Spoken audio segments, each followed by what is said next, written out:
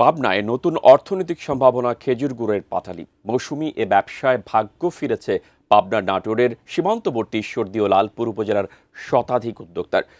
তবে প্রতি বছর খেজুরের গাছ কমে আসায় ঐতিহ্যবাহী এ ব্যবসার ভবিষ্যৎ নিয়ে শঙ্কায় রয়েছেন তারা। মিলন মাহমুদের ক্যামেরায় পাবনা থেকে রিজভি জয়ের রিপোর্ট। পাবনার ঈশ্বরদীর মাছদিয়ার গ্রাম মেঠোপথের পাশে বাড়ির আঙিনা সহ গ্রামটির সবখানেই খেজুর গাছের সমারোহ। শীত এলেই এসব গাছ থেকে খেজুর রস সংগ্রহের আয়োজন শুরু হয়ে যায়। কুয়াশা ঘেরা ভোরে সারা রাত ধরে জমা সুমিষ্ট রসের হাড়ি নামিয়ে কয়েক ঘন্টার কড়া জালের পর কারিগরদের দক্ষ হাতে তৈরি হয় পিঠেপুলির অন্যতম অনুষঙ্গ মিষ্টি খেজুর গুড় বা পাটালি। আমাদের এই ব্যবসাটা আপনার 20 থেকে 25 বছরে। সবাই দিয়ে পরিবার দিয়ে আমরা খাটনি করি, রাত্রি ধরেন 4টার সময় উঠেছি, এবার ধরেন যে পাশে লাগিয়ে আছে।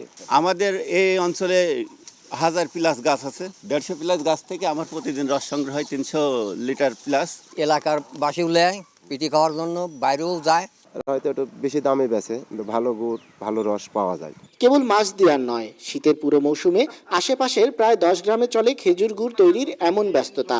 6 লিটার খাঁটি রসে তৈরি হয় 1 কেজি গুড়, যা পাইকারিতে বিক্রি হচ্ছে প্রতি কেজি 300 টাকায়। বিজলি কেবলসের স্কিন কোটেড ইনসুলেশন আগুন প্রতিরোধী। বিজলি কেবলস, নিরাপদ আজীবন। অল্প পুঁজিতে লাভ বেশি বলে বংশ পরম্পরায় চলছে মৌসুমি এই ব্যবসা। তবে প্রাকৃতিক ও মানবসৃষ্ট নানা কারণে ক্রমাগত খেজুর গাছ কমে যাওয়ায় রস সংকটে হতাশ উদ্যোক্তারা। নিজেদের যেটা আছে সেটা তো আছেই, কিন্তু আমাদের যখন অন্যদের খেজুর গাছ নিতে হয় তখন তো প্রত্যেকটা খেজুর গাছ আলাকে টাকা দিতে হয়। আরেকবার যে হারে টাকাটা বেশি গুড়, সে হারে তো এবার দাম পাইনি। পাবনার পাটালি গুড়ের ঐতিহ্য ধরে রাখতে সহযোগিতার আশ্বাস বিসিক কর্তৃপক্ষের।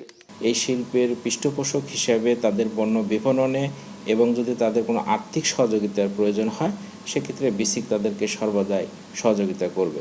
ঈশ্বরদীর খেজুর গুড় স্থানীয় চাহিদা মিটিয়ে সরবরাহ হচ্ছে সারা দেশে। তরুণ উদ্যোক্তারাও বিক্রি করছেন অনলাইনে। রিজভি জয়, এটিএন নিউজ, পাবনা।